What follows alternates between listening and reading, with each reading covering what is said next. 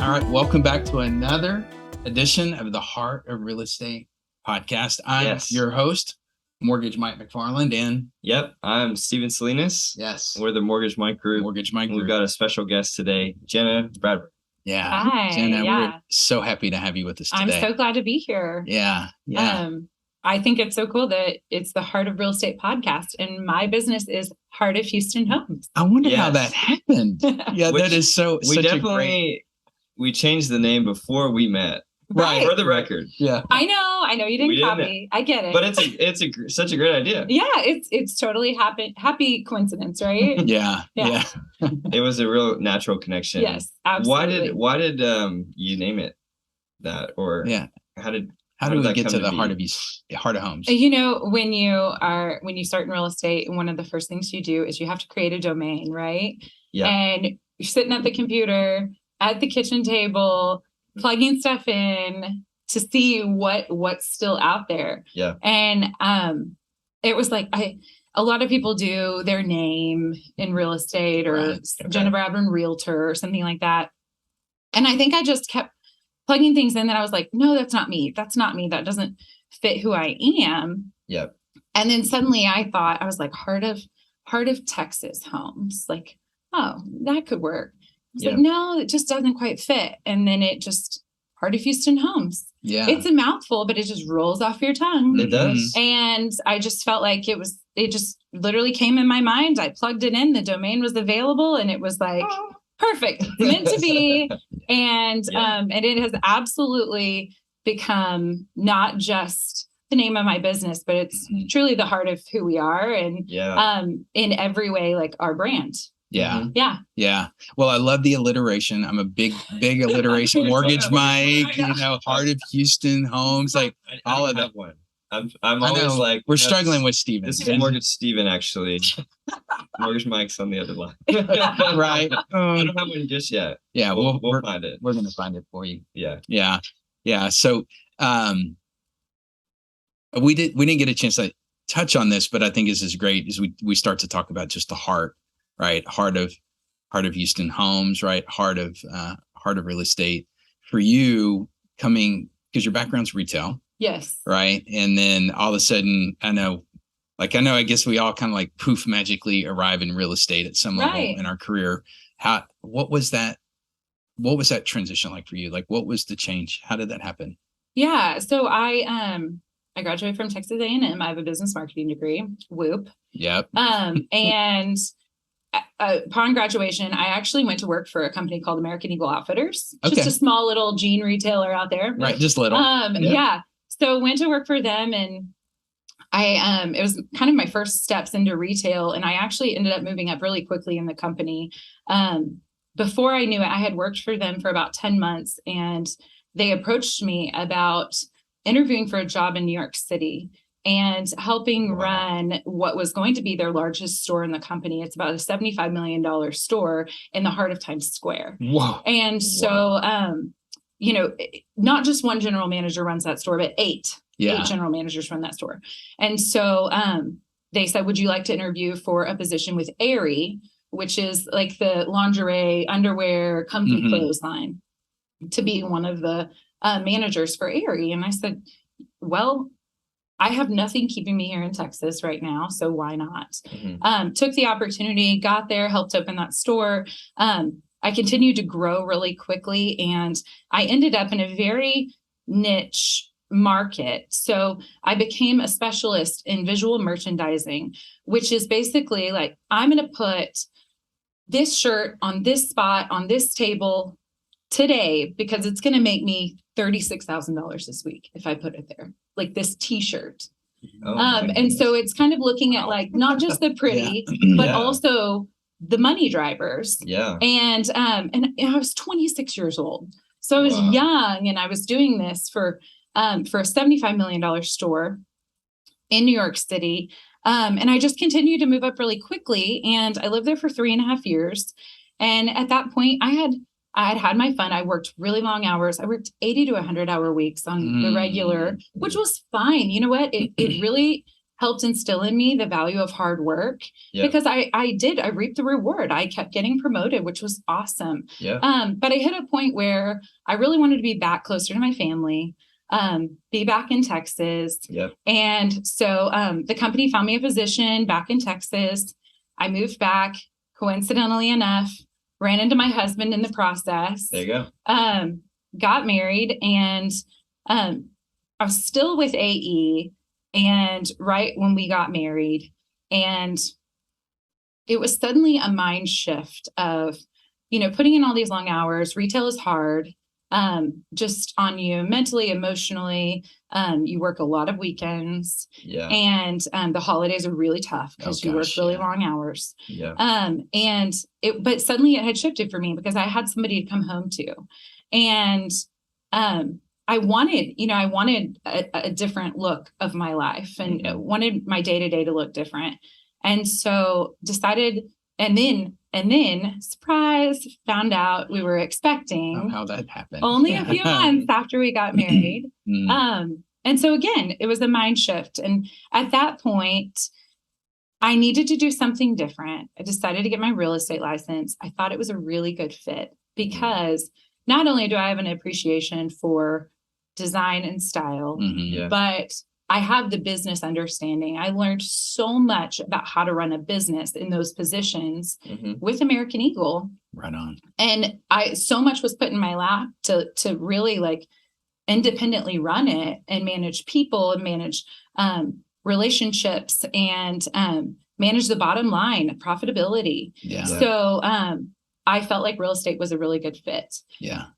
Little did I know, in hindsight, you look back and just the biggest blessing and the best thing I could have ever done for our life and our family.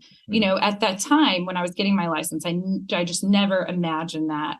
But, I've been able to show my kids. I have 3 kids now, ages 8, 5, and 1.5. And I'm able to show my kids that there is a job out there that you can do. And there are more than just this job, but there are jobs that you can do, and you can really, truly change people's lives. And also be profitable and make money and support your family. So I found a job that, I'm 37 now, and I can proudly say it's my career for my life. I'm not ever looking for like, what's next? What's the new, what's my next like career move? But this is it. And I absolutely love what I do, and I plan to do it forever. So fun. But it's really cool to get to show my kids that, making such a big impact on their lives. I mean, Julianne, when I started out, she's my 8-year-old. I'm almost 9 years in April in real estate. So she was in my belly when I was getting my real estate license. And she went on showings with me, like in that carrier. And then as she became a toddler, she was there with me, and she would walk in and be like, and this is where you eat, and this is where you cook. And my clients were wonderful. I would always kind of feel them out ahead of time. I'd be like, hey, I'm bringing would somebody. it be okay if I, my assistant? But 9 times out of 10, they were like, oh my gosh, please bring her. And so she, when I think about my career, she's literally been there every step of the way, which is pretty cool. That's so cool.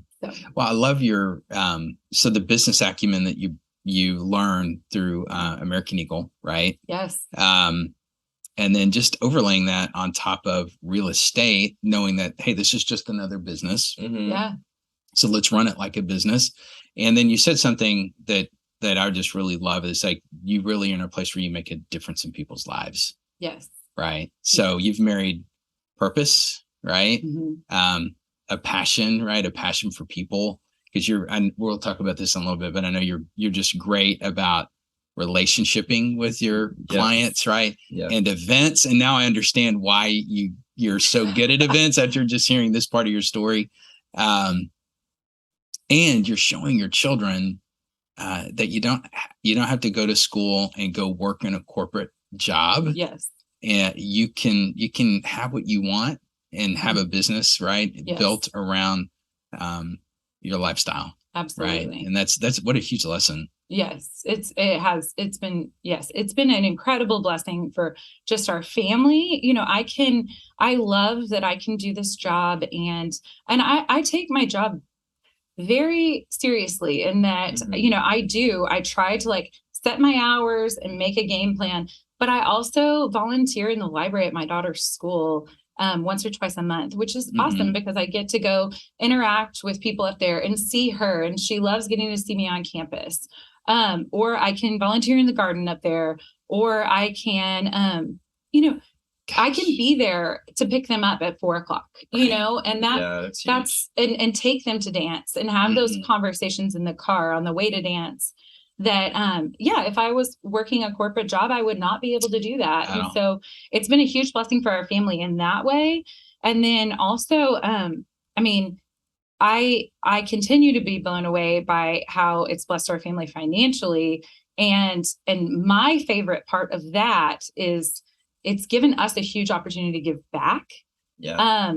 And that's kind of what I found that is really where my passion is. Yeah. Is I know when we talked before, I told you my love language, if you read the 5 love languages, is gifts, giving and receiving of gifts. Yeah. And it was a couple years into real estate that I realized how I could take what I was making basically and pour back into others. Yeah. And I do that through,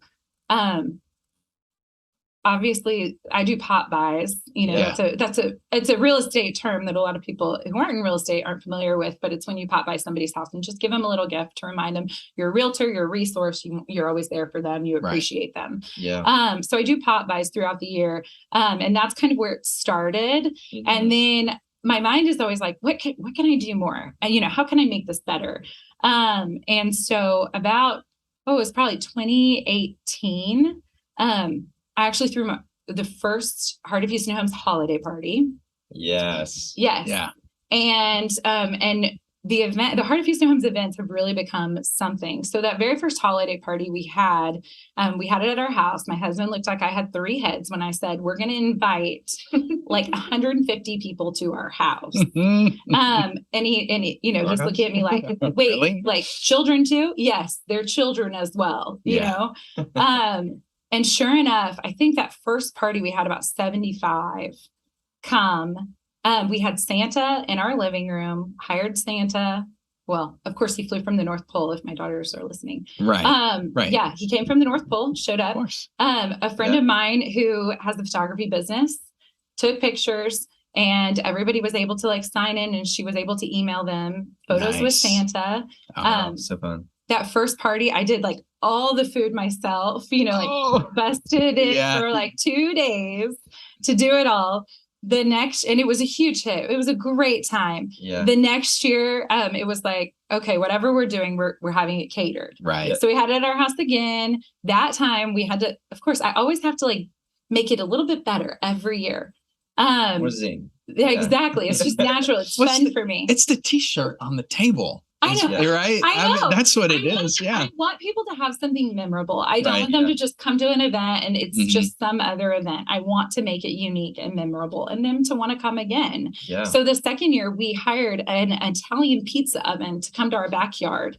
And there was literally a crew throwing pizzas in our backyard and making them like in front of the kids. That's fun. And we still had Santa and everything. And then COVID hit. So that, I remember we also do a crawfish boil in the spring, and COVID hit March, and our crawfish boil was set for April, and we ended up having to cancel it.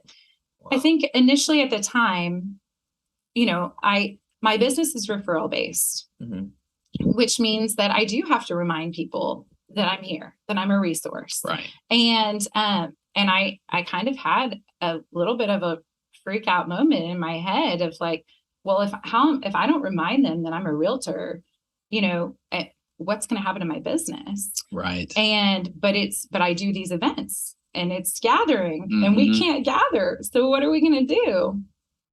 So, we brainstormed. I have an amazing assistant, Kelly. She's incredible.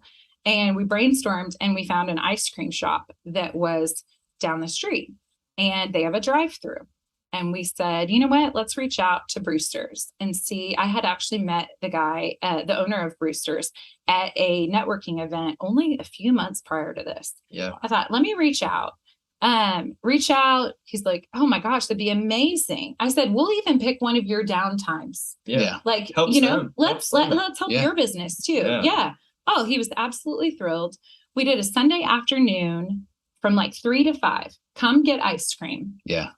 I think we had 75 cars roll through and get ice cream. Nice. It was the pandemic. It was May. It was the first weekend in May. So imagine we had been in quarantine for about 6 weeks. Get me out. Oh my gosh. All the windows were rolled down. People were, my clients and friends were like pulling up in spaces next to each other so they could just talk from one car to the other while they ate their ice cream. Wow. It was just such a great feeling for them to even just roll by and wave. Right. Yeah. So great turnout. Felt really good about that. Well, then we're thinking already to our holiday party, and we're thinking, this thing is not ending anytime soon. There's no way we're going to be able to have a holiday party inside my house again this year. Yeah. And my assistant came up with the amazing plan. She said, what if we rent out the drive-in movie theater? Everybody drove through for this. Why wouldn't they drive up? Let's find out. So sure enough, we went down the route of finding out how much it costs. It's actually not that much if you do it on a Monday through Thursday. Great. So we said Thursday night, the first Thursday in December, Mhm. we're going to tell everyone to dress in their Christmas jammies. Yes. Because nobody's going to see each other anyway. Let's just have fun. Right. Yeah. And we're going to show Elf. Yeah. A movie everybody loves. So sure enough, huge hit. Yeah. We go all out, and I mean all out. We handed every car a basket of Elf themed goodies, Nice. snacks, Elf toys, Elf lollipops. Yeah. Believe me, there's everything you can imagine on the internet. Mhm. Yeah. We found it. Yep. We had custom coloring pages made through a girl on Etsy that my assistant found. Yeah, it was awesome. And of course, we still wanted to include Santa. So my mom, dressed in her little elf costume, got her convertible, and Santa and Mrs. Claus sat up on the back of my mom's convertible, and it rolled through the rows of cars at the drive-in movie theater right before the movie starts. And all the kids got to say hello to Santa. Yes. So granted, it was 2020. So this was it. Yeah. It was huge. Well, before I knew it, instead of people saying like, oh, are you going to do the drive-in again? It was, what are you showing at the drive-in this year? Great. So not even it the was, question. it was like, you're doing the drive-in, right? Yeah. So last year we did the Grinch. We actually had the Grinch come for the first hour and a half before the movie, and everybody got to take pictures with them. That's fun. And then this year we're doing Home Alone. Oh, that's which I'm really excited about. I don't want to give away all my secrets, but because I love for the element of surprise. Yeah. There's so many little like memorable things about that movie. Yeah. Oh my gosh. Yeah. There's so many good things. So many things. Yes, I know. It's almost like I want to encourage everybody to watch it before you come see it again. Just a refresher. Just so it's a refresher, and then you're like, oh, this makes sense. Yeah. I will say, and people are probably going to laugh at this when they see it. So all the goodie bags that we're giving out this year, all the goodies are going into a paint bucket. Okay. So every car is getting a paint bucket full of stuff. Yeah. Yeah.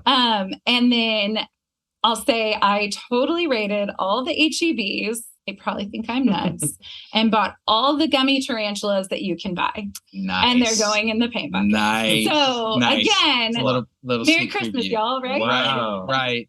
That's so cool. But it's so much fun. I think this is it's my absolute favorite part of my business is one, I get to like spoil my people. We just get to have fun together, and it's great to see the looks on their faces. And when they text me and tell me that their kids are asking, is Miss Jenna going to do the ice cream party again? Is Miss Jenna going to do the drive-in again? It just warms my heart. Yeah. So but really, truly, it's become an opportunity for me to pour out and connect families in our community. And I love looking around like at our crawfish boil in the spring and seeing my clients connect and getting to introduce clients to each other that I'm like, oh, you've got to meet these people. I just sold them a house in your neighborhood. Like y'all have kids that are about the same age, like come meet them right now. And getting to connect people it's awesome. Yeah. It's such a rewarding feeling. Yeah. You're creating community around what you do, right? And you're inviting people in. Yes. And you're creating a great experience, right? That's you have such an awesome vision to do that. Thank you. I never, when I started doing this, that was not what my mind was. It was more like, I just want to do something that is fun, that people will come and, they'll have a good time. And I did not fathom that it would turn into this. I didn't fathom that over 200 people would show up to my crawfish boil. Right. Yeah. I didn't fathom that 100 cars would show up to the drive-in movie theater on a Thursday night. Yeah. And then ask me what we're doing next year. Right. And so it's really cool to see. I think it's just, you see, how it just continues to compound on itself. And, and of course, I don't want to leave anybody out. So I just keep inviting more. Right. Yeah. Right. So events keep growing. So. Yeah, they do. Yeah. And the more clients you get to serve and they come into the community with you, the bigger and the bigger and the bigger it gets. Right? I know. One of the clients that I closed earlier this year, I actually got to connect with her because she commented on somebody's post on Facebook after the drive-in. She said, wow, who is this girl? She must be really great because my feed is flooded with pictures from this event. Gosh. And then a couple of my previous clients replied to her and said, oh, it's Jenna Bradburn. You have to meet her. And she was like, absolutely. We're looking at moving this next year. I would love to be connected with her. And then I got to help them. Wow. So easy. I got to help them this year. And they're probably, I hate to say favorites. I don't have favorites, right? But they hold a special place in my heart. They're a really amazing family, and I would not have met them otherwise. Gosh. Yeah. I really I think like even these events, even during like such crazy times of like during COVID, like this was a kind of a spark of some joy and some hope. And now it's and it creates that emotion, and then people get to, experience that year after year. Even, all these crazy things that could be happening. Yeah. You just you look forward to the holidays, you look forward to these events, and then it naturally connects you with like-hearted people. Yes, right. Absolutely. It's so easy. I think that was really my driver of like, we've got to come up with something else. Yeah. Because I saw the joy on people's faces when they came through just to get a scoop of ice cream. Right. That I was like, we need this right now. Yeah, and I'm going to be the one to provide it to everybody. Yeah. Because I'm naturally a giver, and I wanted to do that. Yeah. Yeah. Yeah. You get to do what you're good at, and you're in your lane, and it just creates like really awesome. Yeah. Awesome experiences. It's exciting. Really, I'm like, we need to do stuff. Yeah, y'all want to come? Yeah, I want to come. I think I asked last time. Right, I need to go. I want to go to this. This is going to be too much fun. Super fun. Yeah. So, and just even as I think you inspire Stephen and I. I don't think you inspire Stephen and I to really think about how are we connecting with people in a way that creates this welling up of feeling, right? I mean, it's just like, that's the really cool part, and that giving, that heart to give, and the impact and the feeling that it creates to the people that get to experience that. Yes. And I think a lot of it too, I mean, there are so many wonderful things that you can do to involve your clients in your community. For me, the original idea came from me thinking about like my own family and how we would want to be nurtured and what kind of events we would want to go to. And, when I came into real estate, I had my baby only a few months after I got my real estate license. And, you get a lot of invitations to happy hours and stuff. That's great. But guess what? I've got a baby. Yeah. Like, I'm not coming to happy hour. Right. And your life just changes. And I think a lot of that for me stem from what would we want to be doing and spending our time doing? We want to be together as a family. Yeah. Okay, where can we go and do something cool together as a family? And how can I create that to give people that opportunity? Yeah. Yeah. So it's not exclusive at all for and you don't have to pull somebody away from their family, or like a certain unique thing that only one person can do. Yeah, it's really like Mike and I know we get excited to get to like meet the families and really get to kind of just see into their lives, even for like a short period of time. But then you get to work with them again. And then, they're in a different stage of life. And absolutely, it's so rewarding. And we just kind of weave our way into that with them. Yeah. We're family. Yeah. Right. At some level, we become family with them. Absolutely. As we invite them into who we are as family and vice versa. Right. And I didn't come into this business to be somebody's one-time realtor. Yeah. I came into this business to be their resource for their life. Yeah. So if I don't, I want that connection. That relationship and connection is the most important part to me. We can find you a house, but if I don't know who you are and what matters most to you, I don't know what's going to matter most to you in a home. Right. And I'm not going to be able to understand when you need your next home. And if I don't understand who you are and what's going on in your life. Right on. So, but by having that relationship, it very much cultivates that. And, when I sell them their first home, and then when they're ready to move again, because they've had 2 or 3 kids and they've outgrown their first home, I want to be the person that they call. Right on.